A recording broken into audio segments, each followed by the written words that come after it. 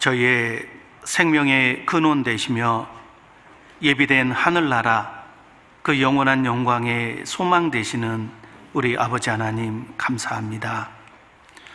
주님의 기뻐하시는 뜻과 그 영원하신 사랑 안에서 우리 인생들을 창조하시고 죄와 저주로 인하여 모태에서부터 주님을 떠나 살던 저희였지만 오직 주님의 그 사람 사랑하심을 나타내실 때 그 놀라운 대속의 은혜로 저희를 모든 죄에서 구원해 주시고 또 영원한 천국의 영광과 또 주님 사랑의 관계를 회복해 주시는 은혜 진심으로 감사합니다.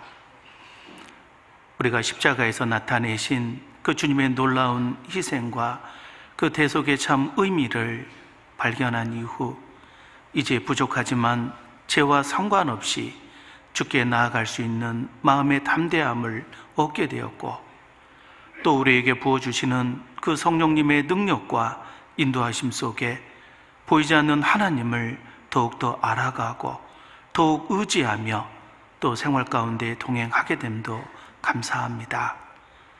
항상 진리의 말씀을 통해 우리가 어디에서 와서 어디로 가는지를 일깨워 주시고 이 세상이라고 하는 학교 안에서 마땅히 우리가 하나님의 사람으로 온전케 되며 또 예비된 모든 주의 나라의 그 진리와 그 지혜의 소망들을 더욱더 준비해 갈 수 있는 지혜를 주심도 감사합니다. 오늘 귀한 주일을 맞이하여 또 말씀과 교제 가운데 저희들 함께해 주심 감사합니다. 이 시간 주의 말씀 앞에 나오는 모든 영혼들 오직 주 성령님께서 친히 함께 하시고 우리 각자에게 필요한 은혜대로 채워 주옵소서. 특별히 해외에서 복음을 전하시는 선교사님과 그 모든 통역자들 위해 함께해 주시며 오직 주의 영광을 위하여 또 주의 복음을 위하여 더욱더 마음을 모을 수 있도록 인도해 주옵소서. 모든 시종 주 성령님의 은혜와 그 인도의 손길에 부탁드리며 저희를 사랑하시는 예수님 이름 받들어 감사하며 기도드리옵나이다. 아멘. 네, 성경 찾겠습니다. 성경 마태복음 20장입니다. 마태복음 20장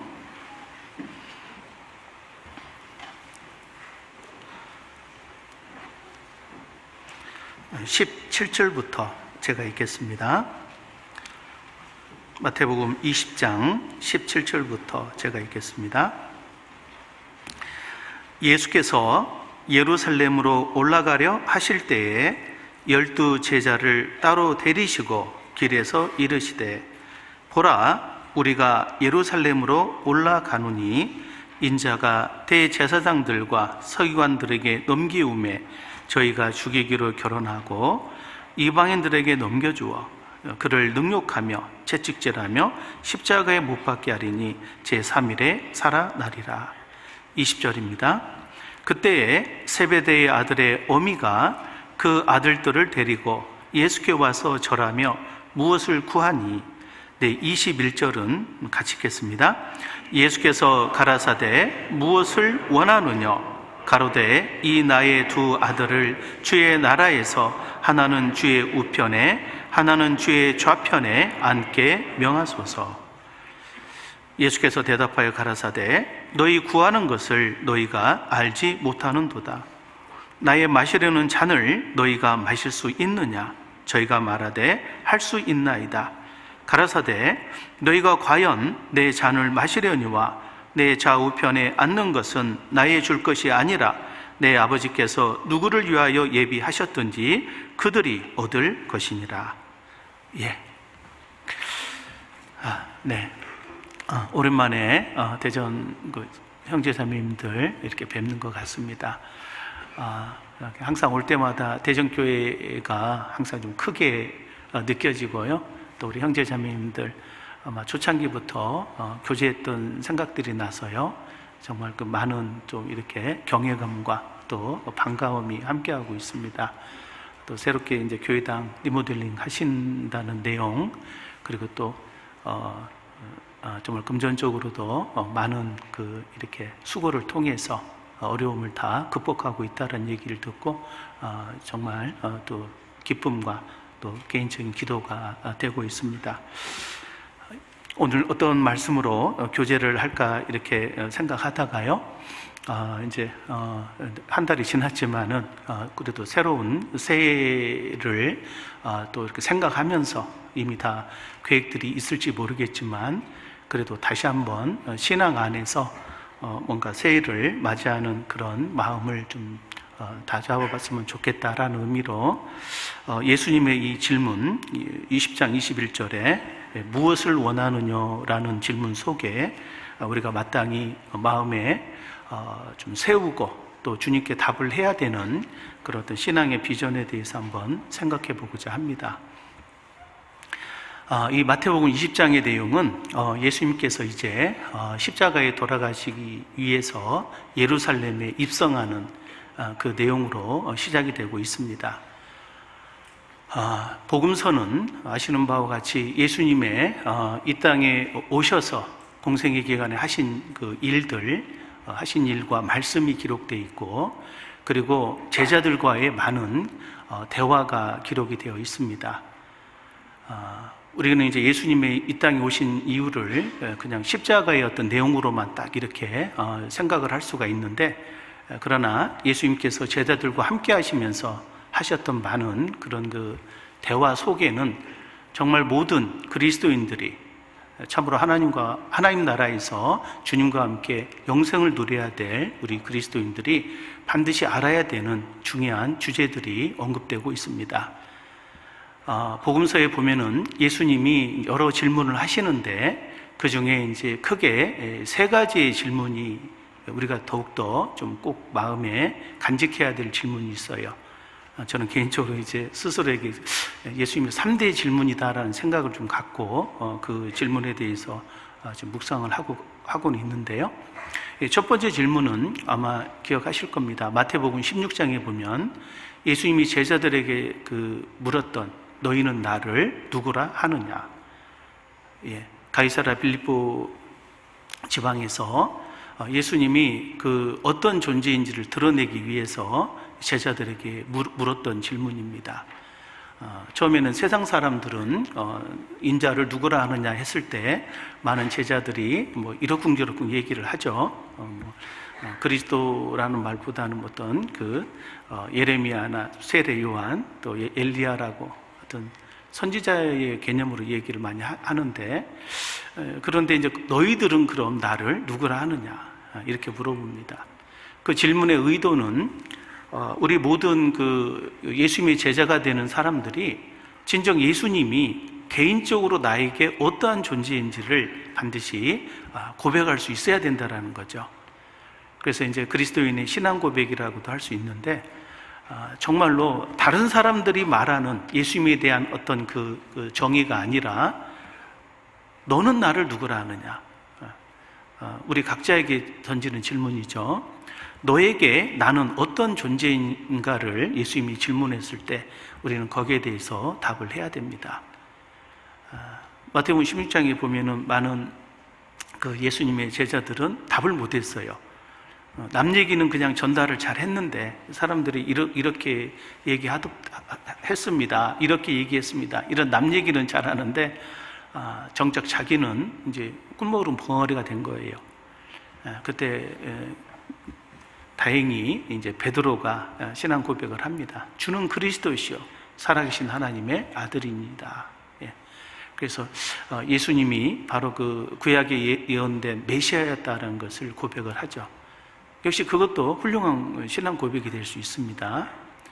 그러나 그 베드로의 신앙 고백이 온전한 100점짜리 신앙 고백이라고는 생각을 안 합니다.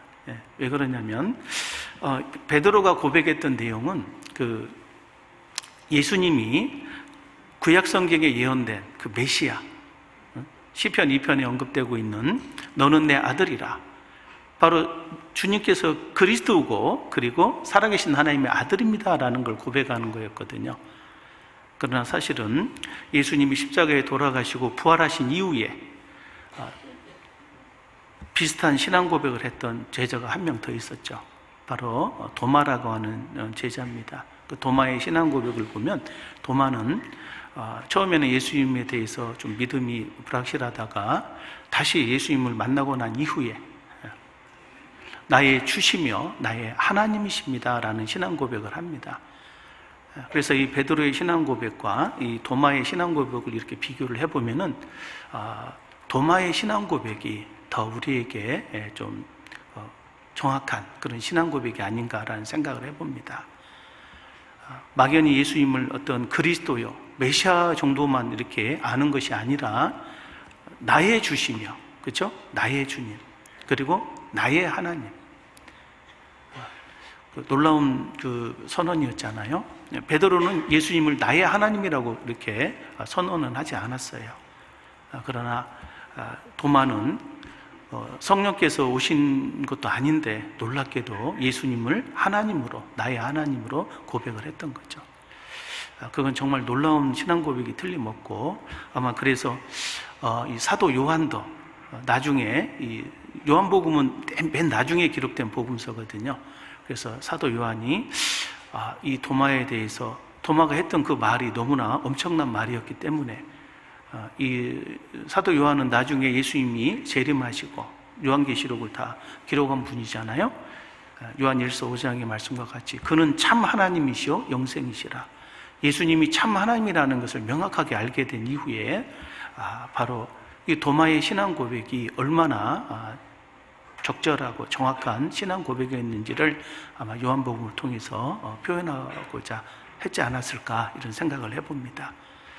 우리는 개인적으로 틀림없이 예수님을 나의 주님이시여 나의 하나님이라고 고백할 수 있는 사람들입니다. 그것이 명확하게 마음속에 정립이 돼야지 비로소 그리스도인이라고 할 수가 있는 거죠. 그래서 예수님에 대해서 너는 나를 누구라 하느냐, 이 질문 앞에 우리가 명확한 답을 해야 되는 게 첫 번째고, 그리고 두 번째 질문은 바로 오늘 말씀의 이 본문이기도 한 예수님의 질문, 무엇을 원하느냐. 예수님이 이 무엇을 원하느냐라고 질문했을 때 이 내용은 우리가 이제 얼핏 보면은 이제 세베대의 아들의 어미, 그러니까 이제 세베대의 아들이 야고보와 요한이거든요. 이 야고보와 요한의 어머니가 이제 그 마가복음 15장에 보면은 아마 살로메인 것으로 예측할 수 있는데요. 그 살로메라는 그 여인을 통해서 이렇게 그 야고보하고 요한이 이렇게 인사청탁을 하는 겁니다. 그 내용이에요. 이제 예수님께서 예루살렘에 이제 입성을 한다는 것은 이제 마태복음 16장에서 이 제자들이 예수님은 메시아라는 사실, 그리스도라는 사실은 다 알게 됐어요. 그리고 메시아가 오셨다는 얘기는 말 그대로 그 당시 유대인들 입장에서는 왕이 되신다는 거거든요. 우리는 이미 예수님이 초림과 재림으로 나누어서 오신다는 걸 알기 때문에 초림의 메시아는 이렇게 돌아가시기 위해서 구원의 메시아로 오시고, 그리고 통치의 메시아, 영광의 메시아는 재림 때 이루어질 걸 우리는 알고 있잖아요. 그런데 그 당시 그 예수님의 제자들은 이 초림과 재림을 나눠서 생각을 하지 않았던 거예요. 그래서 예수님께서 메시아면은 그냥 예수님은 통치의 메시아, 그리고 예수님이 예루살렘 성에 입성을 하면은 예수님이 왕이 된다라는 거거든요. 구약의 예언이 그렇게 돼 있으니까. 그래서 이제 예수님이 예루살렘 성에 입성한다는 걸 딱 알게 되니까 그걸 보니까 이제 이들은 예수님이 왕이 된다는 생각을 딱 가졌던 거예요. 그래서 이제 왕이 되시면 당연히 예수님의 그 제자들 가끔 물었거든요. 우리가 모든 것을 버리고 주님을 쫓았는데 도대체 우리는 무엇을 얻는 겁니까? 너희는 이스라엘 12지파를 심판할 것이다. 뭔가 자기들도 이렇게 그 12지파의 어떤 주관자가 될 것이라는 그런 막연한 기대를 갖고 있었거든요. 지금으로 말하면 어떤 장관급이라고 할 수 있겠죠. 그런데 이제 그런 생각을 다 제자들이 갖고 있는데, 특별히 이제 그 장관 중에서도 더 뛰어난 위치에 누가 서나 이걸 이제 아마 생각을 하고 있었던 것 같아요. 그래서 이제 발빠르게 이 그 야고보와 요한이 어머니를 통해서 인사청탁을 하는 겁니다. 그래서 이제 살로메라는 이 여인이 이제 예수님께 나와서 뭔가를 이렇게 쭈삐쭈삐 이렇게 뭘 얘기를 하려고 하는 거예요. 그러니까 예수님이 딱 보는 순간 이제 질문을 던진 겁니다. 그래서 20절 다시 보겠습니다. 그때 세베대의 아들의 어미가 그 아들들을 데리고 예수께 와서 절하며 무엇을 구하니? 예수께서 가라사대 무엇을 원하느냐? 사실 이 질문이 어떤 세베대와 요한에게 이렇게 주어지는 이렇게 말이라고만 생각하면 안 되겠어요. 우리는 이 질문을 이렇게 생각해야 될 것 같아요. 예수님의 나라, 예수님이 통치하는 세계, 정말 하나님의 나라를 예상을 하고 예수님이 영원히 우리의 그 왕으로서 또 우리의 주님으로서 통치하는 그 세계에서 정말 우리 개개인이 원하는 게 뭐냐? 무엇을 원하느냐? 이 질문은 진실로 그리스도인에게 꼭 필요한 신앙이라는 것, 신앙이라는 것이 무엇인지를 분명하게 정립하게 하는 그런 질문이라고 할 수 있습니다. 무엇을 원하느냐? 신앙이란 말이 뭔 말입니까? 한자로 믿을 신자에 우러를 앙자잖아요. 믿음 안에서 우러러보는 게 뭐냐? 비전입니다, 비전. 뭘 보고 있느냐? 무엇을 원하느냐? 그 무엇을 원한다는 하는 그 원하는 것 속에 자신이 답을 할 수 있어야 돼요. 아무것도 그냥 원하는 게 없고 그냥 천국만 가면 되지 굳이 원하는 게 있어야 될까요? 이런 식으로 생각하고 있으면 이분은 신앙이 없는 분입니다. 구원은 누구에게나 동일하게 주어지는 하나님의 은혜지만 신앙을 세우는 것, 신앙을 정립하는 것은 철저히 개인적인 것입니다. 내 믿음대로 될지라. 신앙적인 믿음, 신앙적인 그 자신의 이 간구함이 정립이 되어 있을 때, 또 그거에 대한 믿음이 있을 때 그 믿음대로 되게 되어 있는 게 우리의 미래거든요. 그래서 우리는 이 질문 앞에 진지하게 한번 고민을 해봐야 돼요. 과연 내가 하나님의 나라에서 원하는 게 뭘까? 원하시는 거 있으세요? 이걸 답을 해보셔야 됩니다. 집에 가서 한번 곰곰이 이렇게 적어볼 필요가 있어요. 내가 과연 무엇을 원하고 있지? 이것이 명확한 사람이 바로 신앙이 명확하게 세워진 사람이라고 할 수 있는 거죠. 그리고 이제 세 번째 이제 질문이 이제 요한복음 21장에 우리가 잘 아는 예수님이 부활하신 이후에 예수님을 이렇게 사랑한다고 하면서도 부인했던 베드로, 그 베드로를 예수님이 다시 찾아오시죠. 그래서 베드로에게 질문합니다. 요한의 아들 시몬아, 네가 나를 사랑하느냐? 이 베드로에게 했던 질문도 그 베드로가 아닌 우리 각자가 그 대상이 되어서 그 질문에 답을 할 수 있어야 됩니다. 예수님이 우리에게 질문하거든요. 그때는 우리의 본명을 불러요. 대전교회 유성구에 있는 김아무개야, 이아무개야, 내가 나를 사랑하느냐? 답을 해야 돼요. 예수님은 정말 그걸 원합니다. 하나님께서는 우리 인간을 만든 이유 자체가 사랑의 대상으로 만들었거든요. 그리고 우리 인간에 대해서 하나님의 사랑을 분명하게 십자가를 통해서 나타내셨어요. 십자가는 어떻게 보면 하나님이 우리 인간에게 주시는 프로포즈의 그 표시입니다. 우리가 어떤 결혼을 한 남녀가 있을 때 그 남자가 그 프로포즈를 대충 되게 하잖아요. 그리고 이제 어떤 중요한 반지를 가지고 뭘 가지고 이렇게 주면서 내가 당신을 이만큼 사랑합니다. 그와 같이 표식을 이렇게 건네는 것 같이 하나님께서 우리를 사랑하신다는 그 표식으로 십자가를 건네신 거예요. 내가 이만큼 당신을 사랑합니다. 십자가는 예수님의 생명이잖아요. 예수님의 모든 그 열정, 패션 오브 크라이스트, 그리스도의 모든 열정과 그리스도의 모든 사랑의 그 표식이 바로 십자가예요. 그걸 우리에게 주시면서 나는 너를 사랑한다. 당신은 내 사랑을 받고 내 사랑에 대해서 답을 하길 원해요. 나를 사랑하느냐? 우리는 그 예수님의 그 질문 앞에서 사랑을 하는 자로서 답을 할 수 있어야 됩니다. 우리가 이제 성경의 가장 중요한 주제가 이제 영생이라는 단어잖아요. 한마디로 얘기하면 영생입니다. 그런데 영생이라는 단어의 의미를 묵상하다 보면은 그 속에는 좀 우리가 좀 구분해야 될 것들이 몇 가지 있어요. 어떤 분이 영생이라는 단어를 글자 그대로 그냥 영원히 산다, 그래서 이렇게만 생각을 하는 분이 계신 것 같아요.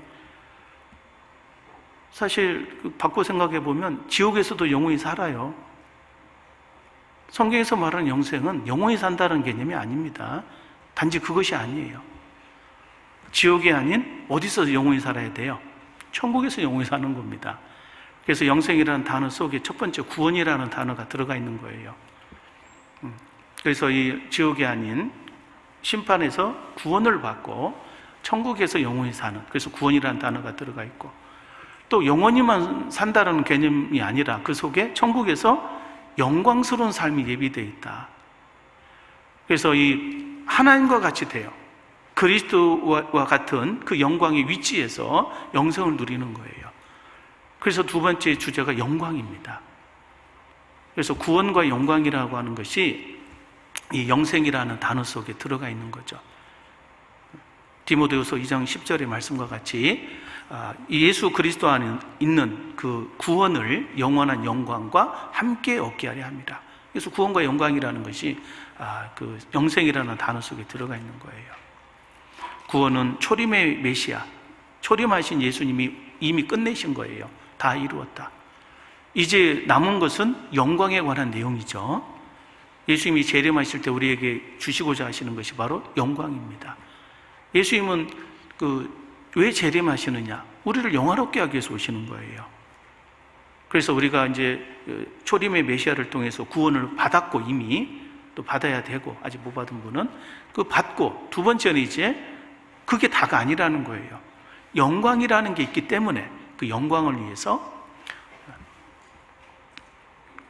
준비해야 될 것, 바로 신앙을 세우고 신앙 안에서 그 영광에 합당한 자로 나아가야 됩니다.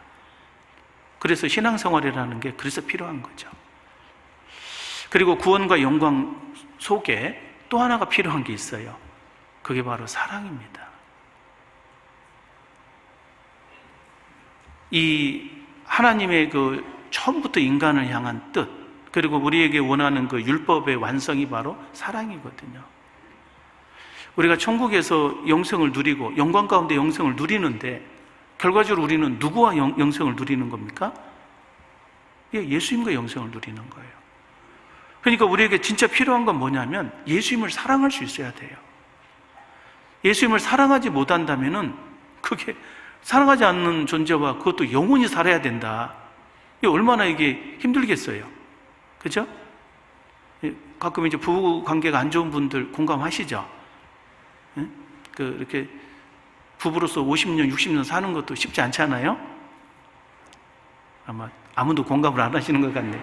다들 다 이렇게 관계가 좋으신다는 생각입니다. 사랑하지 않는 대상과 영원히 산다고 하면은 이건 뭐 몇십 년도 아니고 이건 오히려 그게 또 지옥일 수도 있을 거예요. 천국이라는 어떤 그 개념, 또 영광이라는 개념, 그것도 중요하지만 사실은 더 근본적인 것은 내가 나를 사랑하느냐, 그 주님을 사랑하는 거거든요. 그래서 그 하나님께서는 믿음의 사람들이지만 항상 그걸 보기를 원하십니다. 아브라함도 아브라함의 믿음을 가지고 아브라함이라고 이름을 바꿔주시잖아요. 그러지만은 그것으로 끝이 아니었죠. 나중에 이삭을 제물로 바치라고 합니다. 정말 아브라함이 하나님을 사랑하는지 그 여부를 알기를 원하셨던 거예요. 그건 대충 넘어가는 일이 없습니다. 꼭 확인을 하시길 원해요. 그렇죠? 우리가 서로 이제 부부관계 속에서도 그냥 사랑하니까 사실 거 아니에요. 근데 가끔 묻잖아요. 당신 나 사랑하냐고. 그때 얘기해 주셔야 됩니다. 뭐 퉁명스럽게 보면 몰라? 막 이러고 엉뚱한 소리 네 알지? 뭐 이런 식으로 하면 안 돼요. 경상도에서는 네 알지기로 하잖아요. 그래서 이런 사랑에 대한 답을 할 수 있어야 돼요. 그것은 당연한 겁니다. 그래서 그런 그 많은 부분들, 주님께서는 그것을 우리에게 계속 이렇게 알기를 원하시는 것 같습니다. 그래서 그런 어떤 세 가지의 그 질문, 그 앞에서 우리는 좀 진지하게 생각해 봐야 돼요. 가장 첫 단추는 내가 예수님을 어떻게 생각하는가, 예수님은 내게 있어 어떤 존재인가에 대한 명확한 답을 세우고, 그리고 두 번째는 그 예수님의 나라에 대해서 진지하게 한번 고민을 해봐야 돼요. 정말 예수님의 나라가 곧 임할 텐데, 예수님이 이제 왕으로 이제 영원히 나와 관계된 모든 것을 통치하실 텐데, 나는 그 주님의 나라에서 과연 원하는 게 뭘까? 오늘은 그 부분을 좀 더 진지하게 생각해 봤으면 좋겠습니다. 무엇을 원하느냐? 그 무엇을 원하느냐 앞에요, 더 묵상하다 보면은 크게 세 가지의 내용이 들어 있습니다. 영어로 말한다면, 죄송합니다, 영어도 못하면서 표현해서, 첫 번째는 What do you want to do? 무엇을 하기를 원하느냐? 뭘 하기를 원하는지를 첫 번째 생각해 봐야 돼요. 두 번째는 What do you want to be? 무엇이 되기를 원하는지. 뭘 하는 것도 하는 거지만 내가 어떤 사람이 돼야 될지도 한번 생각을 해봐야 됩니다. 그리고 세 번째는 정말 하나님 앞에 내가 얻기를 원하는 거, 그죠? What do you want to have? 무엇을 갖기를 원하는지. 간절한 게 있을 거 아니에요. 그 세 가지 질문 속에 한번 답을 해봐야 돼요. 넌 어떤 사람이 되기를 원하냐? 그리고 무엇을 갖기를 원하느냐? 내가 주마. 그 소경들은 뭐였어요? 그 질문 앞에서 무엇을 원하느냐? 보기를 원합니다. 내 믿음대로 되라. 내가 원하느니 나음을 받으라. 그 질문 앞에 원하는 대로 해주시는 겁니다. 받기를 원하는 자는 정말 귀한 걸 주시는 거고, 또 어떤 사람이 되기를 원하느냐? Want to be. 그게 되게끔 하는 거예요. 또 정말 내가 주님을 위해서 뭘 하고 싶은 게 있을 거 아니에요? What do you want to do? 뭘 할래? 그걸 세울 수 있어야 되는 겁니다. 그게 신앙에 대한 명확한 그 개념이 잡혀야 되는 거예요. 그게 세워지지 않는다면 그분은 사실 신앙이 아직 온전치 않다고 할 수 있는 거예요. 그래서 우리가 이 예수님의 질문, 그 예수님의 나라가 이루어졌을 때, 이제 왕으로 예루살렘 성에 입성하시는 그 앞에서 한번 이 질문 앞에 답을 해야 됩니다. 지금 현재를 사는 우리들은 그 예수님의 나라가 곧 우리에게 다가오잖아요, 지금. 정말 문 밖에서 지금 문을 두드리고 있습니다. 아마 예루살렘 그 성전 문을 좀 열려고 지금 바로 그 앞에 오신 것과 같다고 할 수 있어요. 그 앞에서 정말 우리는 그냥 아무 생각 없이 그냥 뭐 좋은 것이 있겠지, 뭐 좋은 거 주시면 좋고, 뭐 없으면 뭐 말고, 이런 식으로 이렇게 생각하면 안 돼요. 이 야고보와 이 요한이 사실은 훌륭한 사람입니다. 이 사람의 자세가 좋은 거예요. 다른 제자들은 다 다른 제자들도 그런 마음이 있었어요. 그래서 천국에서는 누가 크냐 막 서로 얘기를 하고, 보니까 이렇게 예수님이 누구를 더 뭐 좋아하시는 것 같고 막 이런 거 얘기하면서 막 얘기합니다. 근데 아무도 여기에 대해서 정말 그 원하는 것을 얘기를 안 했어요. 근데 이 야고보와 요한은 얘기를 하러 온 거잖아요. 다른 성경에 보면은 살로메가 아닌 그 제자들이 한 것까지 표현이 되어 있잖아요. 그래서 그들이 원하는 게 있는 거예요. 무엇을 원하느냐? 이 신앙에 대한 갈망, 그 비전, 그것이 반드시 있어야 됩니다.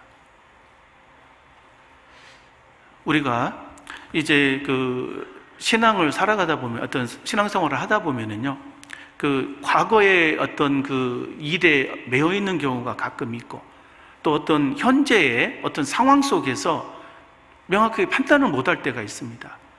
그리고 심지어 어떤 사람은 미래에 대해서 생각 자체를 안 하는 사람이 있어요. 그러나 앞서간 인생을 살아본 사람들이 하는 얘기가 있습니다. 과거는 이미 지나간 거다. 무슨 일이 있었든지 간에 과거에 매이지 말라는 겁니다.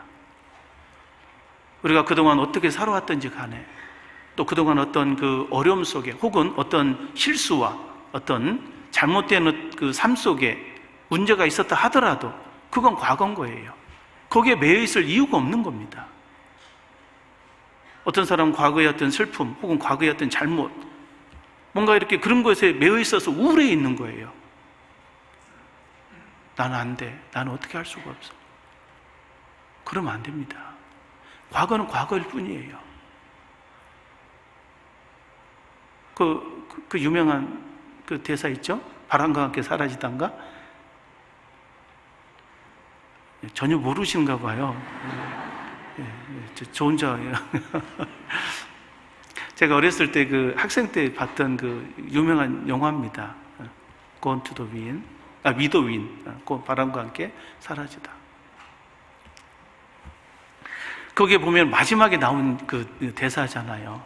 거기 그 영화의 내용이 그 뭡니까? 그 이렇게 남북전쟁 때 정말 그 미국의 그 어떤 그 파란만장한 그런 역사 그 장편 영화잖아요. 항상 그 이렇게 유명한 영화들은 어떤 역사적인 그런 어떤 그 암흑기에 있었던 그런 내용이 그런 거 같아요. 옛날 우리나라 그 토지라는 그 소설 어떤 그 드라마가 있었죠.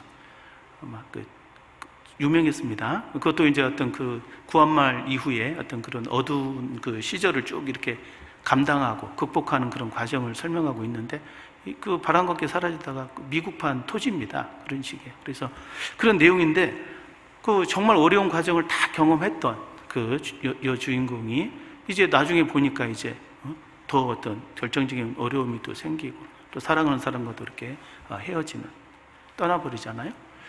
그런데 절대 거기에 굴하지 않고 내일을 바라보고 하는 한마디 대사가 있죠. 내일은 내일의 태양이 떠오른다.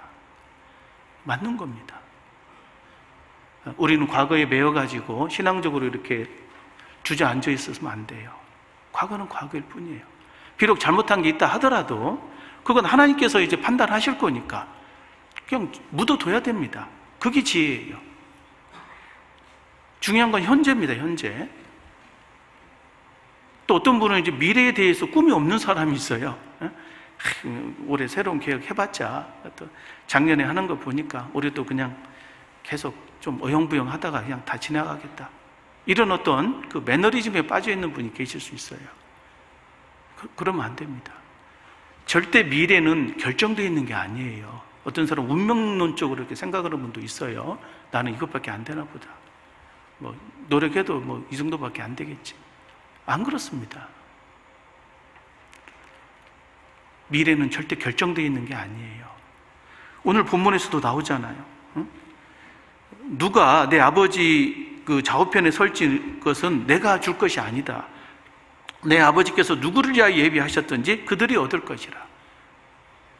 여러 가지 의미가 있지만 결정되어 있는 게 아니에요.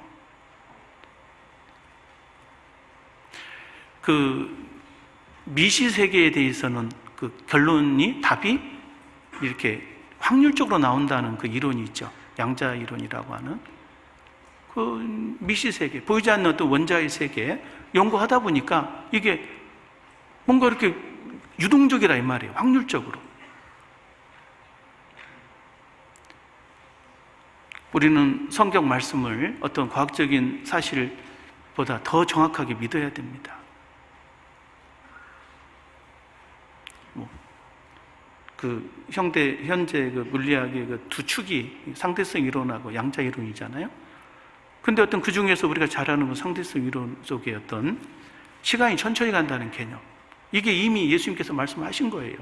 성경을 통해서 1000년이 하루 같고 하루가 1000년 같은 이 한 가지를 잊지 말라. 엄청난 중력장 안에서는 시간이 천천히 간다니까요.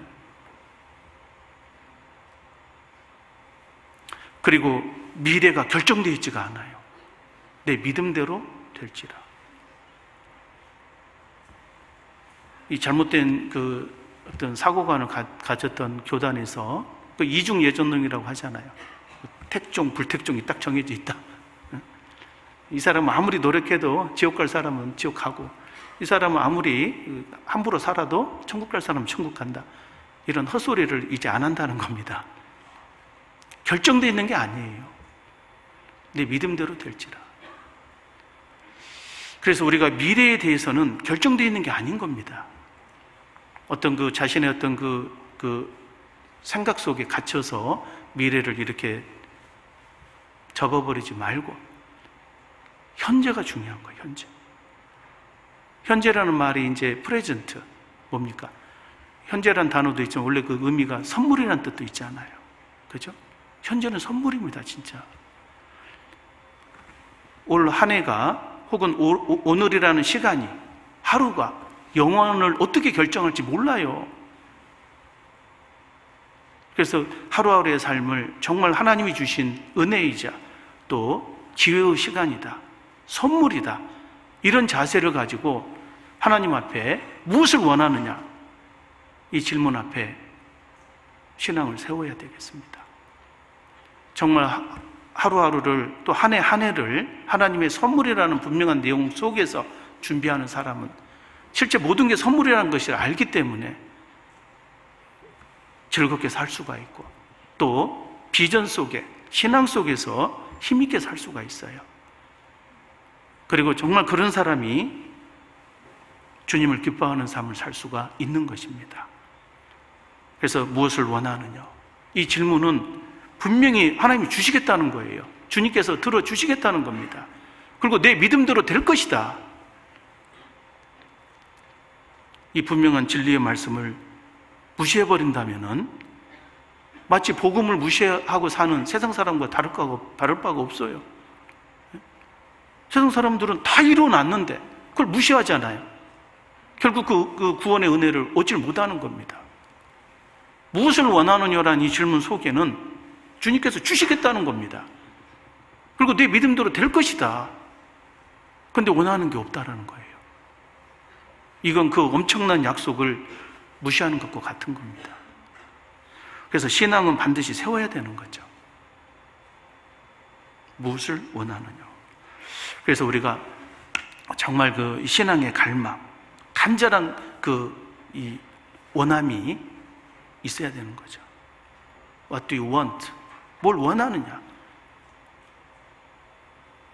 To be, 무엇이 되기를 원하고, 또 to have, 무엇을 갖기를 원하고, 또 to do, 무엇을 하기를 원하느냐. 이 세 가지의 질문 앞에 우리가 자신의 뜻을 정하는 게 필요하겠습니다. 성경에 보면은 심령이 가난한 자가 복이 있다는 말씀이 있어요. 예수님의 산상수훈 속에 우리가 잘 아는 마태복음 5장의 말씀이죠. 심령이 가난한 자는 복이 있나니 천국이 저희 것이며, 애통하는 자는 복이 있나니 저희가 위로를 얻을 것이라. 그 심령이 가난하다는 게 과연 뭘까요? 우리가 구원받기 위해서도 꼭 필요했던 게 있었습니다. 그게 바로 상한 심령이었죠. 잠깐 잡고 시편 51편 한번 찾겠습니다.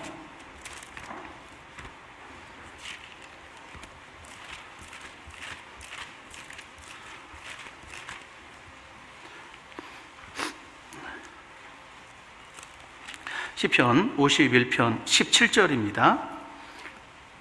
같이 읽겠습니다. 하나님의 구하시는 제사는 상한 심령이라 하나님이여 상하고 통회하는 마음을 주께서 멸시치 아니하시리이다. 예. 하나님의 구하시는 제사가 있어요. 하나님이 받으시는 제사로 해석해도 틀리지 않습니다. 아무 제사를 받는 게 아니에요. 하나님이 받는 제사가 있다라는 겁니다. 그게 바로 상한 심령의 제사예요. 상한 심령, broken and contrite heart. 자신이 하나님 앞에서 죄인이라는 걸 깨닫고 정말 나는 이제 큰일 났구나, 나는 지옥 가는구나, 그 앞에서 이 마음이 깨져 있는 거예요. 그리고 절망적인 상황 속에서 그냥 부르짖듯이 이렇게 쳐다보는 마음, 그게 상한 심령인 거예요. 글자 그대로 상하고 통회하는 마음입니다. 그 사람이 구원을 받잖아요. 하나님 살아계신 거 안다고 구원받는 게 아니잖아요. 어떤 분은 구원받기 필요한 게 하나님 살아계신 것, 물론 그 분명히 알아야죠. 그런데 그 다음에 또 두 번째 알아야 될 것이 자신의 운명이에요. 우리가 전도집회 성경 강연을 통해서 알아가는 내용을 한 문장으로 기록한다면 하나님, 나, 그리고 예수 그리스도잖아요. 하나님에 대해서 알고 그 하나님 앞에 나의 모습을 두 번째 알아가야 되는 거예요. 내가 죄인이라는 사실, 그건 다시 말해서 내가 지옥 갈 수밖에 없는 운명이라는 것. 그래서 정상적인 사람, 양심적인 사람은 자기의 심령이 상할 수밖에 없는 거예요. 그 죄 앞에, 지옥의 그 운명 앞에서 상한 심령에 그런 상황이 됐을 때 비로소 하나님께서 우리를 위해서 보내주신 예수 그리스도를 만날 수 있는 겁니다. 그래서 무조건 예수님을 만나는 게 아니에요. 영생은구 유일하신 참 하나님과 그의 보내신 자 예수 그리스도를 아는 거라고 되어 있죠. 그 참 하나님과 예수 그리스도 사이에 내가 들어가야 되는 거예요. 내가 들어가야지 그 예수님이 나하고 관계가 맺어지는 거예요. 자기는 안 들어가고 그냥 피상적으로 그냥 뭐 하나님 계시고 하나님께서 인류를 위해서 예수님 보내주셨다, 근데 자기는 쏙 빼버려요. 이런 분은 구원이 아니죠. 다 가져가셨다며 하면서 이제 남 얘기하는 거예요. 그런 분 많죠. 집회 실컷 듣고 나서 구원 받으셨냐고, 죄 문제 어떻게 됐냐고, 다 가져가셨다며요.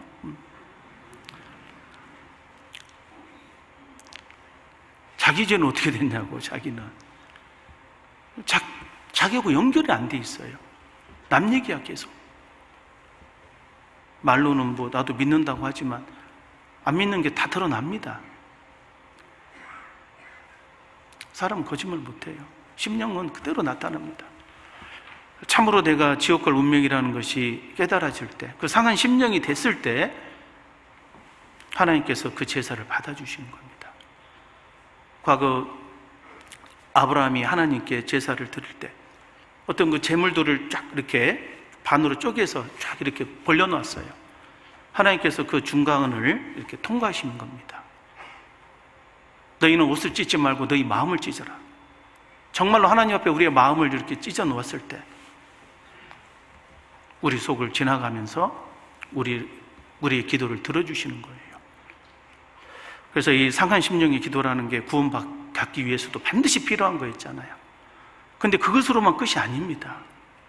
구원받은 이후에도 구원 다음에 필요한 게 이제 신앙이잖아요. 영광 앞에서 하나님의 영광을 바라고 진지하게 우리가 무엇을 원하는지 자신의 마음을 한번 열어야 됩니다. 정말 원하는 게 있냐? 우리가 구원받게 해달라고 간절히 부르짖었던 것 같이 정말 하나님 앞에 원하는 게 있는지를 표현해야 되는 거예요. 무엇을 원하느냐?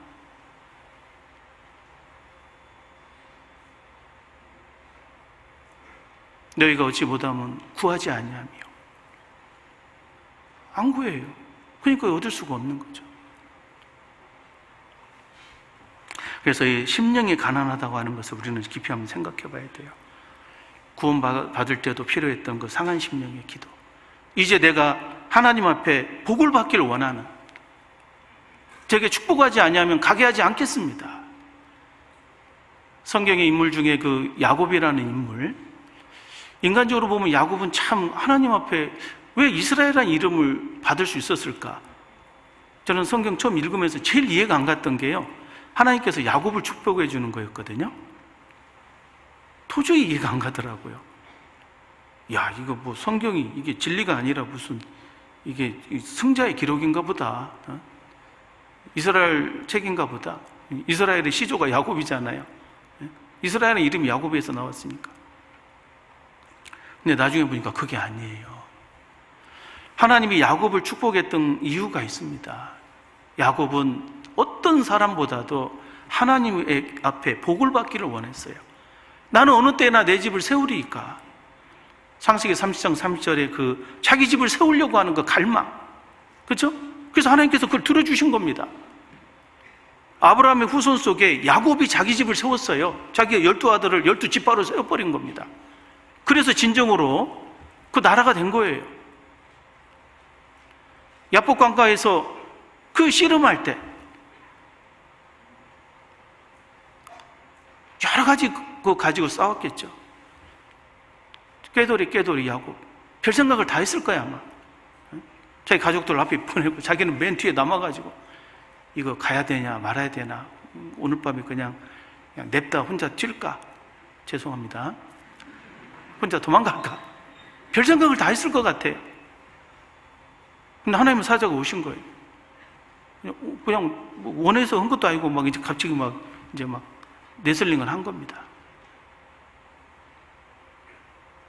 끝까지 뜻을 안 굽히죠. 하나님께서 환도뼈를 부러뜨렸습니다. 병신이 됐어요. 절름발이 평생.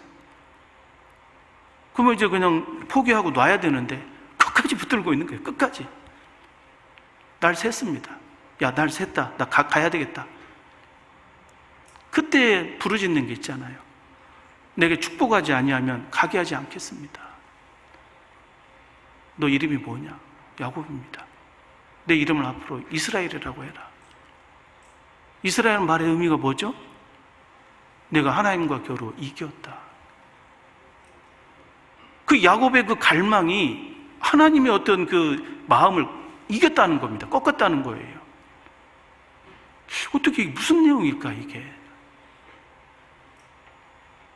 부모와 자식 간에요, 분명히 부모의 뜻과 부모의 어떤 말이 다 맞는 거예요. 그리고 부모는 다 그렇게 하기를 원해. 근데 자식이 끝까지 자신의 어떤 고집을 부린다면, 그것이 정말로 부모 보기에 이게 내 뜻이지만 정말로 이걸 원하고 또 그것이 크게 문제가 안 되고 맞는 거라면 부모는 자식의 뜻을 들어줄 수밖에 없습니다. 좀 달라 보여도.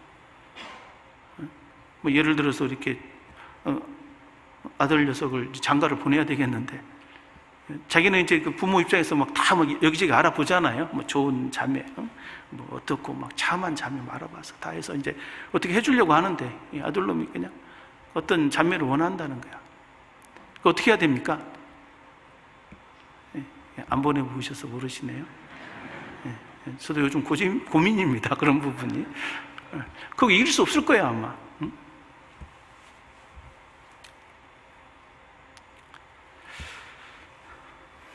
장가는 보내면 되니까.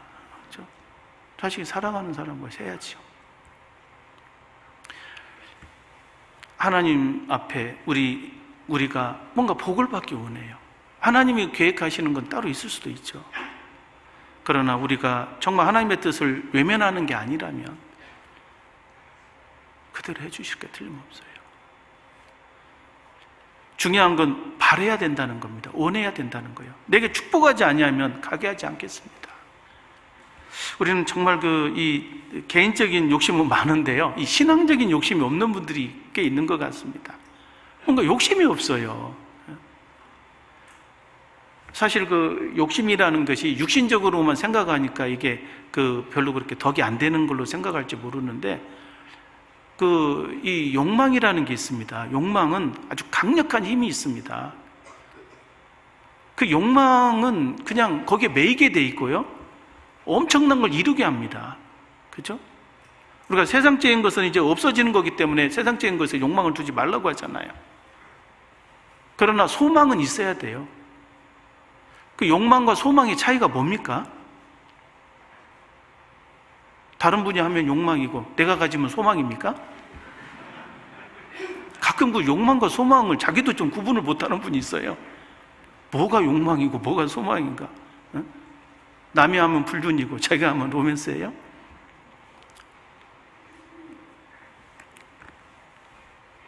세상적이지 않은 거, 영원한 거, 그죠?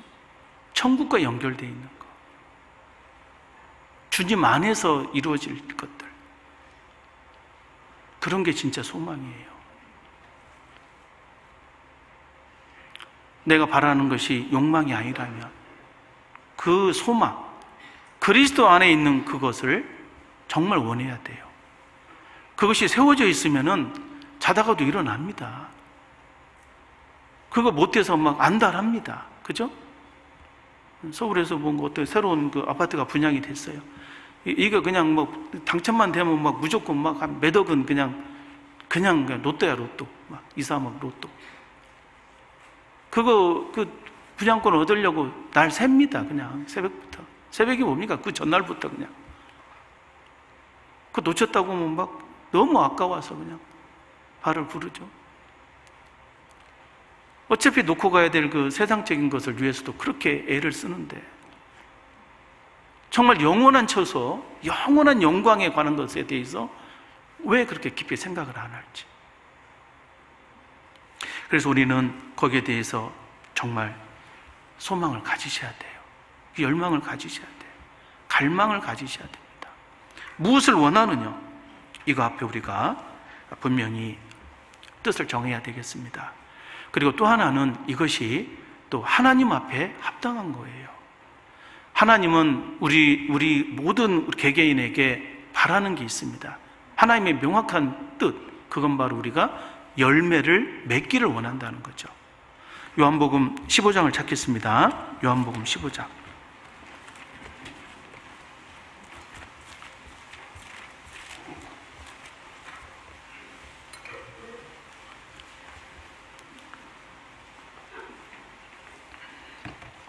요한복음 15장 1절부터 제가 읽겠습니다.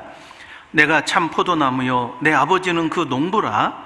물은 내게 있어 과실을 맺지 아니하는 가지는 아버지께서 이를 제해버리시고 무릇 과실을 맺는 가지는 더 과실을 맺게 하려 하여 이를 깨끗게 하시느니라. 자, 3절 4절 같이 한번 읽겠습니다. 너희는 내가 일러준 말로 이미 깨끗하였으니 내 안에 거하라. 나도 너희 안에 거하리라. 가지가 포도나무에 붙어있지 아니하면 절로 과실을 맺을 수 없음 같이 너희도 내 안에 있지 아니하면 그러하리라.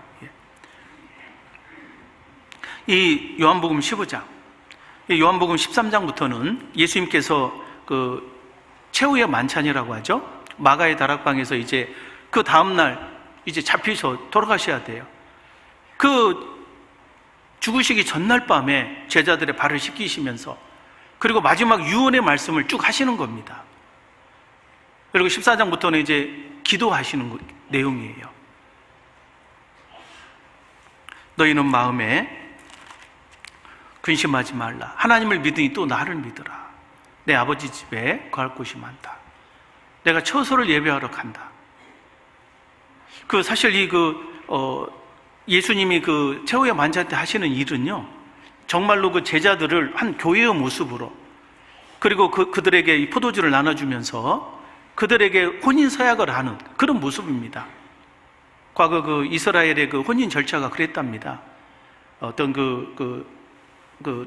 이 신랑이 될 집안의 어떤 그 아버지가 자기 아들을 이제 장가를 보내야 되겠다 그러면은 신부 측의 그 아버지하고 약속을 한대요. 그래가지고 이제 어느 날 갑자기 아들을 데리고 신부 집에 찾아가는 거예요. 그러면 이제 그 신부 측 아버지가 자기 딸을 데리고 있는 겁니다. 그럼 가가지고 이제 그 약혼을 하는 게 그거래요. 포도주를 이렇게 가져가서 이 신랑 되는 이 아들이 그 신부 측에다가 그 포도주를 준다는 거죠. 그러면 신부가 그걸 보고 그걸 받아들이면 오케이가 되는 거예요.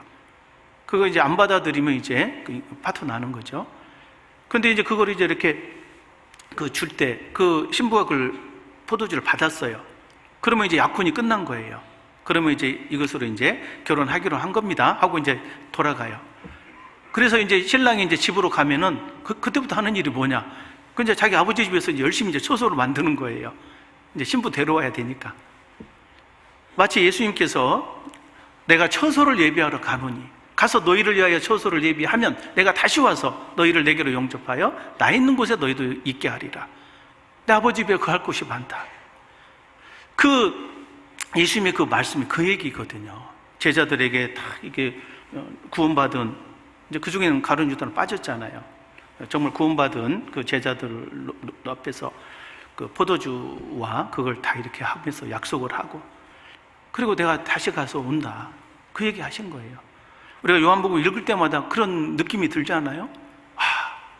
나에게도 이 포도주를 주신 그 예수님이 나도 신부의 한 일원으로, 그리고 조만간 오시겠구나. 그래서 예수님의 그 재림을 랩처라고 하는 겁니다. 랩처, 환희. 왜 랩처라고 얘기를 하느냐? 공중재림이죠, 휴거, 랩처. 그 혼인 약속을 했는데 헤어져 버린 거예요. 결혼하자마자 그 남편이 군대 이렇게 입대를 하듯이 사랑하는 관계인데 헤어진 거예요, 잠시. 그러다가 다시 만났을 때 얼마나 기쁘겠어요. 꼭 그런 내용입니다. 그래서 이 예수님께서 이제 그 내용을 쭉 하시면서 이런 얘기 저런 얘기를 많이 하셔요. 그 중에 바로 우리가 잘 아는 요한복음 15장의 내용. 이 내용을 우리가 이제 얼핏 보면은요, 이 요한복음 15장은 우리가 어떻게 알고 있었습니까? 이 포도나무의 비유. 그냥 교제에 붙어 있어야 된다, 이것만 깊이 생각을 했었잖아요. 전도집회 때 이걸 많이 강조하니까. 근데 사실은 이 요한복음 15장의 내용은요, 그냥 붙어 있으라는 것으로 끝이 아니에요. 이 말씀의 의도가 뭐냐면은 열매를 맺으라는 겁니다. 그 예수님의 그 유언이 열매 맺으라는 거였어요. 물론 붙어 있어야 열매를 맺죠.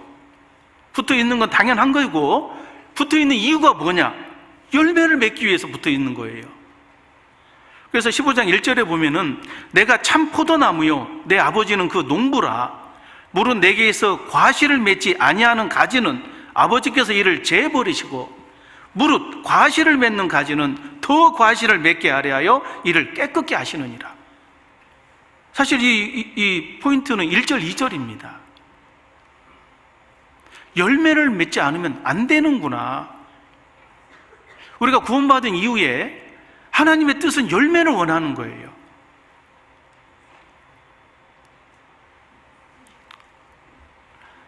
농부라고 되어 있습니다. 농부는 농사꾼들 보면 참 그러잖아요. 가끔 이렇게 전지 작업할 때 보면요, 우리 입장에서는 좀 이렇게 좋아 보이고 살아있는 것 같은데 열매 못 맺는다고 과감하게 잘라버립니다. 열매 맺는 것만 더 잘 맺히게 하려고 막 비닐봉지도 씌워주고, 그렇죠? 또 약도 더 주고 더 신경을 써요. 열매를 맺지 않는 건 문제가 있는 겁니다. 예수님께서 무화과나무에 와서 열매를 원했지만 열매가 없잖아요. 잎만 무성하고 바로 저주해버렸습니다. 그냥. 그것이 무엇을 의미합니까? 열매를 맺지 않는 나무는 의미가 없는 거예요. 이게 내 개인의 삶에 한번 적용해서 주님께서 내게 생명을 넣어주시고 또 나를 통해서 열매를 맺기를 원하실 거 아니겠습니까?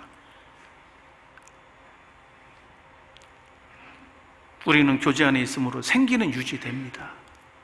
붙어 있으니까. 근데 생기만 있지 열매를 맺지 않는다면 이건 문제라는 거죠. 하나님께서 이사야서에 내가 극상품 포도나무를 심었다. 근데 왜 들포도를 맺히는 거냐? 내 삶을 통해서 내가 하나님 앞에 정말로 드실 만한 그런 참 포도 열매를 맺히고 있는가? 혹은 들포도를 맺히고 있는 건 아닌가? 그 부분을 깊이 생각해야 돼요. 그래서 하나님께서는 정말 열매를 원하는 거예요. 열매를 맺지 않으면요, 하나님은 분노하십니다. 찍어버리라. 누가복음을 찾겠습니다. 누가복음 13장을 찾겠습니다. 누가복음 13장 6절로 9절입니다. 이에 비유로 말씀하시되 한 사람이 포도원에 무화과 나무를 심은 것이 있더니 와서 그 열매를 구하였으나 얻지 못한지라. 가원지기에게 이르되 내가 3년을 와서 이 무화과 나무의 실과를 구하되 얻지 못하니 찍어버리라. 어찌 땅만 버리느냐. 8절 9절 같이 읽겠습니다.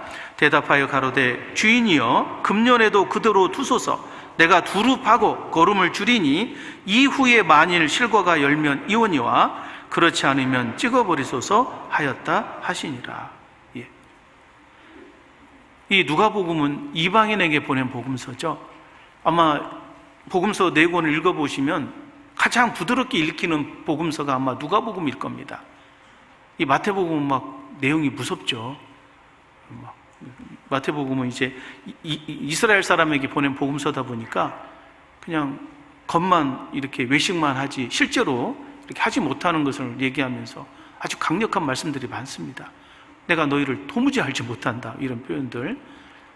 막 화했을진저 하면서 막 굉장히 무서운 말씀이 많은데, 누가복음은 대부분 우리 같은 이방인들, 그래서 하나님을 잘 몰랐던 사람들에게 기록된 말씀이다 보니까 부드러워요. 쉽고. 근데 이 누가복음 속에서 제일 무서운 표현이 바로 방금 읽은 이 부분입니다. 누가복음 13장 6절로 9절 말씀.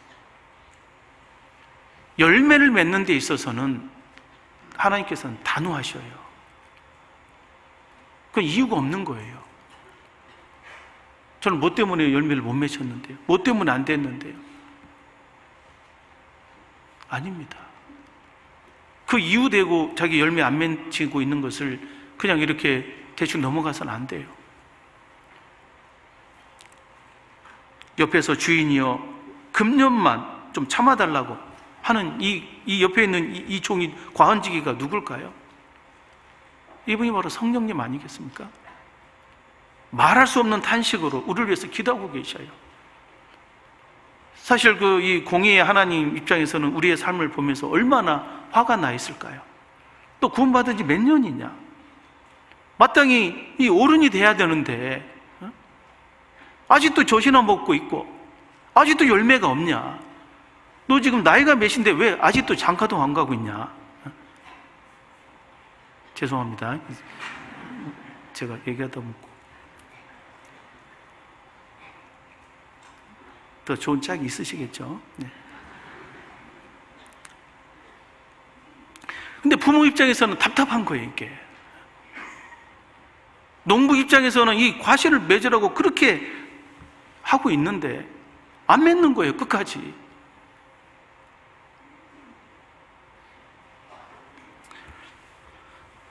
아까 요한복음 15장에서 그 너희가 과실을 많이 맺으면 내 아버지께서 영광을 받으실 것이다. 그리고 너희가 내 제자가 되리라. 우리는 제자 아니었습니까? 아니라는 거예요. 아직 부족한 게 있는 거예요. 열매를 맺어봐야 비로소 하나님 앞에 온전해지는 겁니다. 그리고 아이들을 키우면 그렇잖아요. 왜 자식들에게 나이 드신 부모님들이 왜 결혼을 해라, 그리고 결혼해서 빨리 아이를 낳아보라고 하잖아요. 그거 경험을 못 해보면은요, 사실은 온전히 그 성인이라고 하기가 어려운 거예요. 아직도 자기만 알고 있고 누구를 위해서 희생하는 법을 모르고 마음도 좁아져 있어요. 아직도 이 꽃봉오리가 개화가 안 되면 아직도 막 이렇게 막 하고 있잖아요. 개화가 돼야 되는데 하나님 앞에 뭔가 부족한 겁니다. 아직도 열매를 맺어 봐야지 정말 하나님 앞에 온전한 자가 되는 거예요.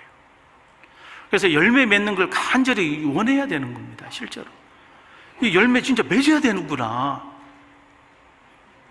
내가 그동안 열매 안 맺고 그냥 지금까지 대충 살았던 게 이게 진짜 부끄러운 거였구나. 이제 맺어야 되겠구나.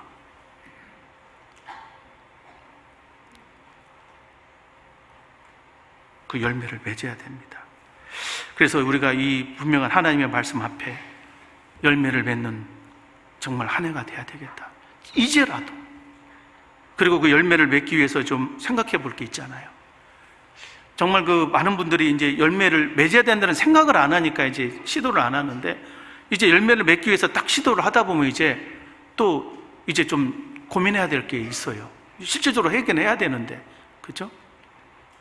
어떻게 해야 될까? 열매를 맺기 위해서 그냥 무조건 그냥 뭐 기도만 열심히 하면 될까? 그런데 열매를 맺기 위해서 한 3가지 정도만을 좀 사전에 좀 준비를 해야 될 게 있는 것 같습니다. 그게 뭐냐면 첫 번째는 정말 하나님 마음에 합한 사람이 되어야 되겠다. 그 성경의 많은 그 믿음의 그 의인들 중에 가장 위대한 인물로 꼽히는 인물이 바로 구약의 그 다윗일 겁니다. 다윗은 우리가 알다시피 그 영원한 그 다윗 언약을 받은 사람이에요. 그 다윗이 왜 그렇게 하나님 앞에 위대한 인물이 되었을까?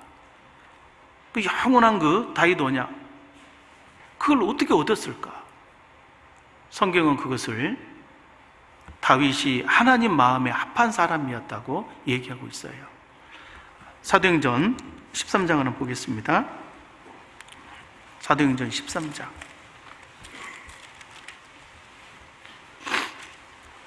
22절로 23절입니다. 같이 읽겠습니다.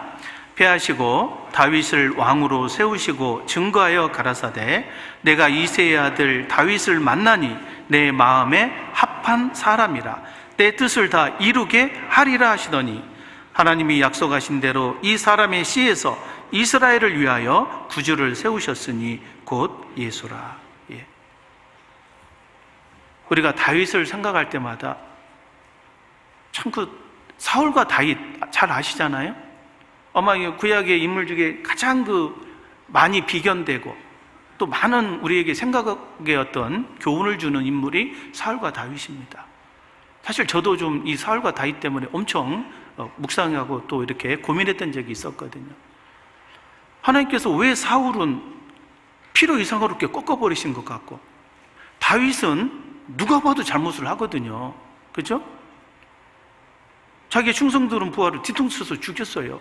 한 집안을 이제 완전 풍지박산 내고.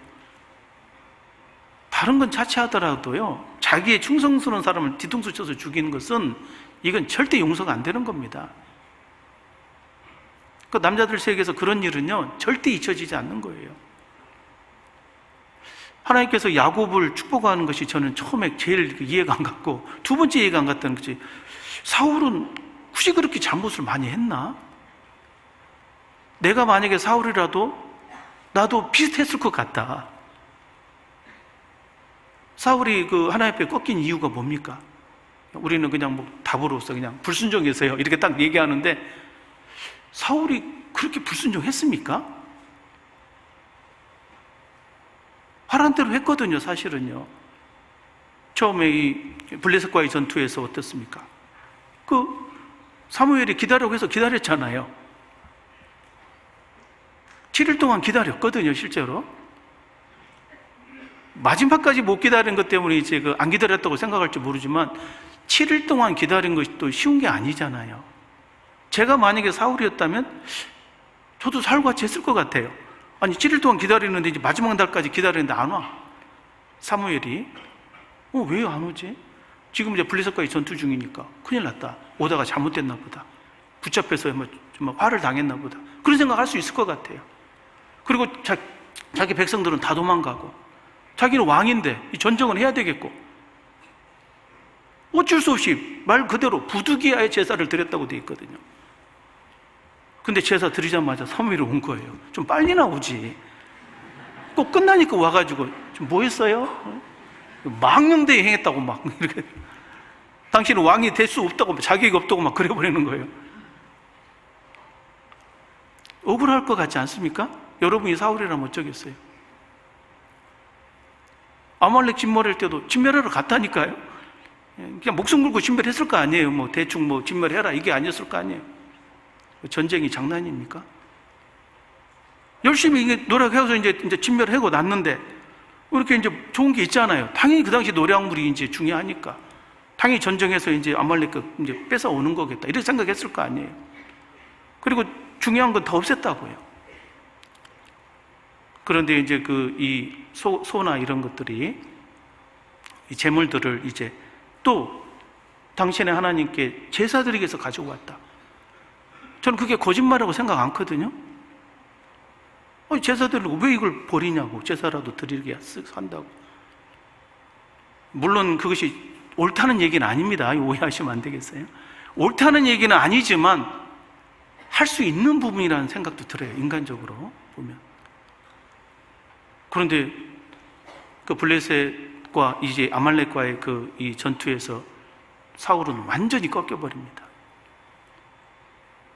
나중에 사무엘이 그렇게 사울을 이렇게 위해서 기도하지만 하나님께서 사울을 위해서 기도하지 말라고 합니다. 냉혹하게 그냥 탁 꺾어버리셔요.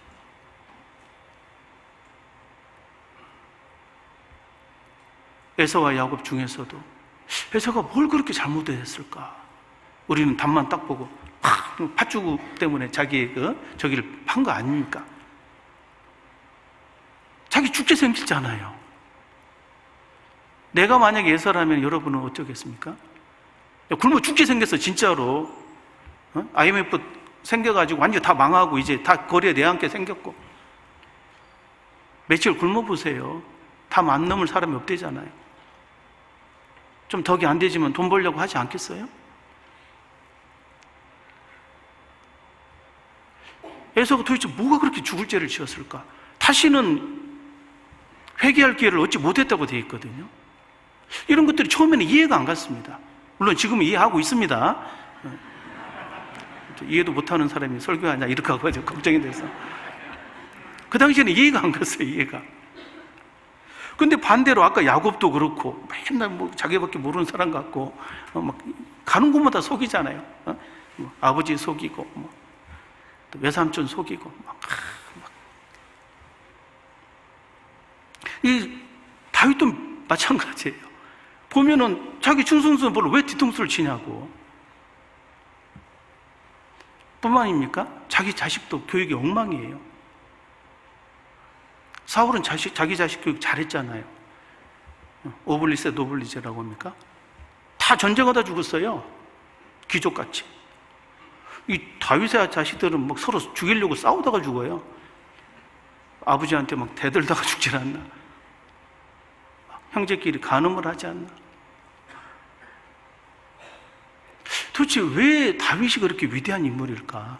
이해가 안 갔습니다, 처음에. 이건 승자의 기록 아닌가? 이스라엘 자손이고 또 12지파 중에 유다지파를 띄우려고 무조건 다윗은 훌륭하게 쓴 거 아닌가? 이렇게 이제 제가 오해를 했던 적이 있습니다. 근데 나중에 이게 어디서 풀렸냐면은 바로 이 말씀에 풀린 거예요. 하나님 앞에 마음이 합한다는 게 그렇게 중요한 거구나. 그러면서 시편의 말씀이 새롭게 보입니다. 무엇이 의인이고 무엇이 악인인가? 우리는 이제 악인 하면은 엄청나게 큰 잘못하고 막 사람 죽이고 이런 사람은 악인으로 보잖아요? 근데 성경에서는 악인이 달라요. 하나님과 관계없이 살아가는 사람, 하나님 안에서 살아가지 않는 사람이 악인인 거예요. 자기 생각대로 하는 사람. 다윗 시대에 정말 많은 사람들이 하나님을 다 믿는 사람들이었거든요. 근데 다윗은 뭐라고 간증했냐면 왜 이렇게 주변에 악인이 많습니까? 전부 다 하나님 믿는 사람들이었어요. 그런데 다윗이 보기에는 다 악인이었거든요. 겉으로는 하나님을 믿는데 하나님과 동행하지 않아요. 하나님 마음에 합해 있질 않아.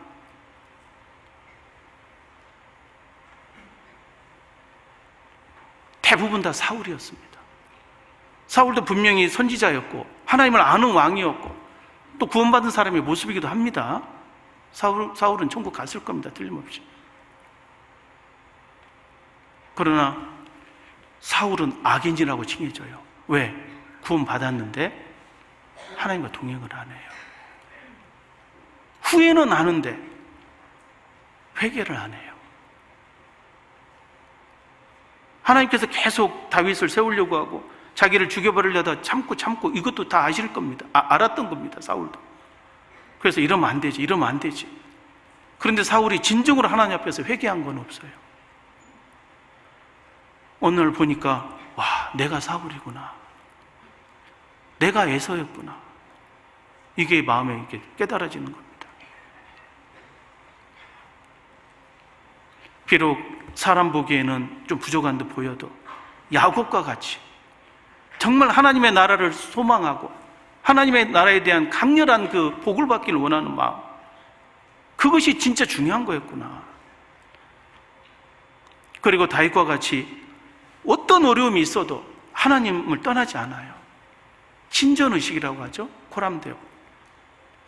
시편 16편 8절에 내가 여호와를 항상 내 앞에 모심이여 그가 내 우편에 계심으로 내가 요동치 아니하리로다.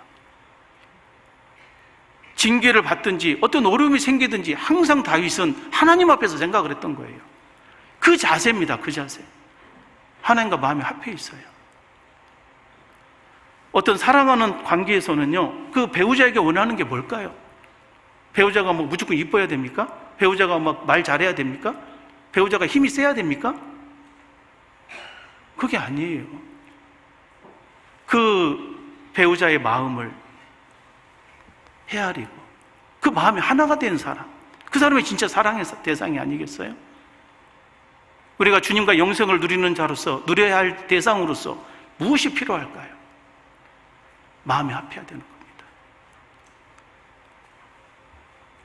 그리고 두 번째는 사울을 통해서도 교훈을 받을 수 있어요. 좀 전에 말씀드린 것 같이 진정한 회개를 실천해야 됩니다. 회개를 해야 돼요. 많은 분들이 회만 하고 개를 안 합니다. 구원 안 받는 사람 이렇게 교훈할 때도 회만 하고 개를 안 한다고 많이 우리가 이렇게 교훈하잖아요. 근데 실제 우리의 신앙도 마찬가지인 것 같아요. 왜 내게 복이 없냐고요. 왜 나에게 뭔가를 주시지 않냐고요. 사울을 볼 때마다 그 생각이 많이 들어요. 나중에 사울이 너무 힘드니까 어떤 분은 뭐 이렇게 신접한 여인에게 이렇게 나아갔다고 하는데 물론 그건 잘못된 거죠. 그러나 만약에 내가 사울이었으면 어땠을까? 아무리 기도해도 응답이 없는 거예요.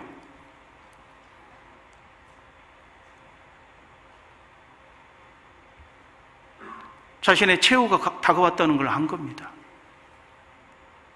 마지막에 부르짖는 모습이 그 사면을 올리는 거 아니겠어요? 저는 처음에 사울이 너무 마음에 와닿더라고요. 내가 사울이었어도 나도 똑같이 했을 것 같다.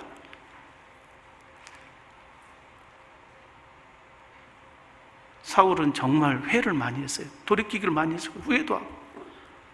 그런데 끝까지 성경이 보면 사울은 개를 하지 않았어요.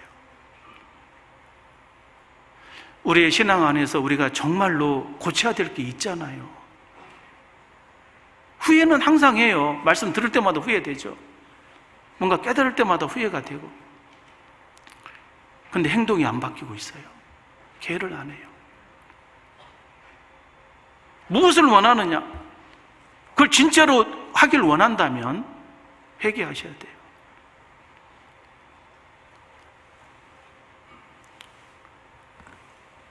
내가 마음을 바로 정하고 주를 향하여 손을 들 때 내 손에 죄악이 있거든 멀리 버리라고 돼 있어요. 버려야 돼요. 진짜 버려야 될 걸 버리고, 그리고 이 간음하는 여자들이요, 두 마음을 품는 거, 세상을 사랑하는 거. 물론 우리가 세상을 벗어날 수는 없지만 목적을 새롭게 해야 됩니다. 한 마음을 품어야 돼요. 개를 해야 돼요. 자기 배우자가 간음해서 한번 봐줬어. 돌아왔어. 그러면 정신 차리고 남편에게 한 마음을 품어야 될 거 아니겠어요? 계속 어찌하든지 계속 집에서는 남편이나 그 배우자한테 그냥 인상 쓰고 있으면서 집만 나가면 막 웃으면서 옆 사람하고 웃고. 그 배우자는 어떤 마음이겠어요? 주님이 우리에게 진정한 배우자인데 우리가 주님에 대한 마음이 항상 그냥 시큰둥하고, 근데 나가서는 세상에 대해서는 항상 막 모든 게 막 새롭고. 그래서 내 삶 속에 고쳐야 될 거 한번 쭉 적어보시면 됩니다. 쭉 적어보면 막 그 A4지에 앞뒤로 쭉 적을지도 모르겠어요. 그 중에 날마다 기도하면서 내가 고쳐야 될 게 뭔가 한 3가지, 내가 하지 말아야 될 거 3가지, 해야 될 거 3가지. 그러니까 세계 금지, 세계 준행, 삼금 삼준 해가지고 금지할 것 3개, 준행해야 될 것 3개. 이것도 좀 이제 잘 안 될 때가 많습니다. 안 한다고 했는데 그 다음날 또 기도하다 보면 또 한 자신을 발견하고 진짜 안 하겠습니다 했는데 그 다음날 또 기도했더니 또 생각이 나는 거야. 또 했던 것이. 그 속에서 이제 의로운 분노가 올라오는 거예요. 민수기 25장에 보면은 계속 간음하는 그 모습을 보면서 이 비나사라는 그 아론의 후손이 간음하는 그 시므이하고 고섭인가요? 가서 창으로 찔러 죽여버리잖아요. 자기 그 심령 속에 그 육신의 그 간음하는 기질이 있는 거예요. 계속 안 바뀌어 이게. 그 의로운 분노, 하나님의 질투, 그것으로 자신을 금해야 될 게 있을 겁니다. 3개가 많다면 하나라도, 일금일준이라도 정말로 금해야 될 걸.